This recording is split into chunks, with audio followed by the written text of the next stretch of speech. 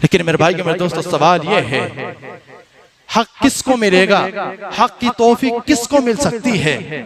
یاد رکھو، حق کی توفیق ہر کسی کو نہیں مل سکتی، کیونکہ یہ حق کوئی خاندانی میراث نہیں ہے کہ اگر باپ حق پر تھا تو بیٹا بھی حق پر رہے گا، باپ گمراہی پر تھا تو بیٹا بھی گمراہی پر رہے گا۔ ایسا نہیں ہو سکتا، کیونکہ اللہ رب العالمین کے قوانین الگ ہیں۔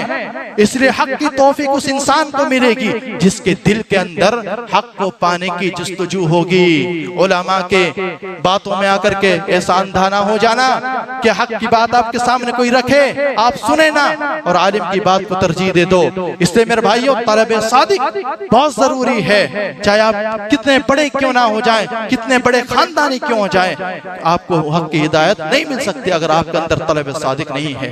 دلیل بہت ساری ہیں، اٹھائیے سیرت پیارے نبی صلی اللہ علیہ وسلم کی، دیکھیے مکہ کے رہنے والے آپ صلی اللہ علیہ وسلم کے چچا ابو لہب، ابو طالب، ان کے سامنے حق ہے، دین ان کے سامنے موجود ہے، لیکن حق کی توفیق ملی نہیں ملی۔ کیوں نہیں ملی؟ کیونکہ دل کے اندر حق پانے کی قوت نہیں تھی، حق پانے کی طلب ان کے اندر نہیں تھی۔ لیکن دیکھیے فارس سے آئے ہوئے، دور دراز سے سلمان فارسی رضی اللہ عنہ، حبشہ سے آئے ہوئے کالے کلوٹے غلام بلال رضی اللہ عنہ، انہیں حق کی توفیق مل گئی۔ کیوں؟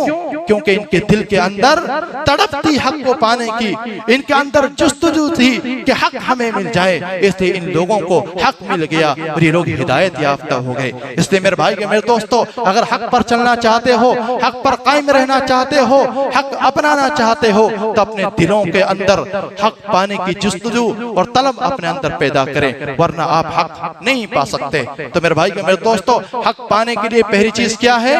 سچی تڑپ انسان کے اندر ہونی چاہیے، اور دوسری بات، حق پانے کے لیے سچی تڑپ کے ساتھ، سچی لگن کے ساتھ اللہ رب العالمین سے دعا بھی ہم کرتے رہیں، کیونکہ ہمیں حدیثوں کے ذریعے سے پیارے نبی نے بتایا کہ اس امت محمدیہ کے اندر بہت ساری گمراہیاں پھیلیں گی، بہت سارے لوگ اپنے طور پر نئے نئے راستے نکالیں گے۔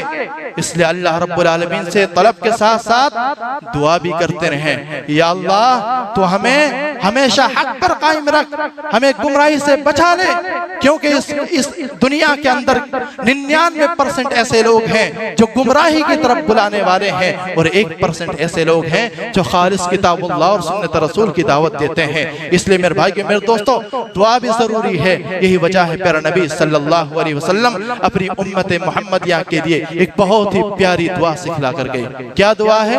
اللہم ارنا الحق حقا، اے میرے رب تو ہمیں حق کو ہماری نظروں میں جو حق ہے اسے حق دکھا، وارزقنا اتباعہ، اور حق دکھا کر کے اس پر چلنے کی ہمیں توفیق عنایت فرما، وارنا الباطل باطلا، اور جو باطل ہے، جو گمراہی ہے، جو غلط راستہ ہے، اسے ہماری نظروں میں رب العالمین اسے گمراہی دکھا، اسے غلط دکھا، وارزقنا اجتنابہ، اور اسے بچنے کی، اسے اجتناب کرنے کی ہمیں توفیق دے۔ یہ دعا میرے بھائی میرے دوستو ہم اور آپ کو ہمیشہ کرتے رہنی چاہیے کہ رب العالمین ہمیں بھی حق پر قائم رکھ اور ہماری نسلوں کو بھی حق پر قائم رکھنا۔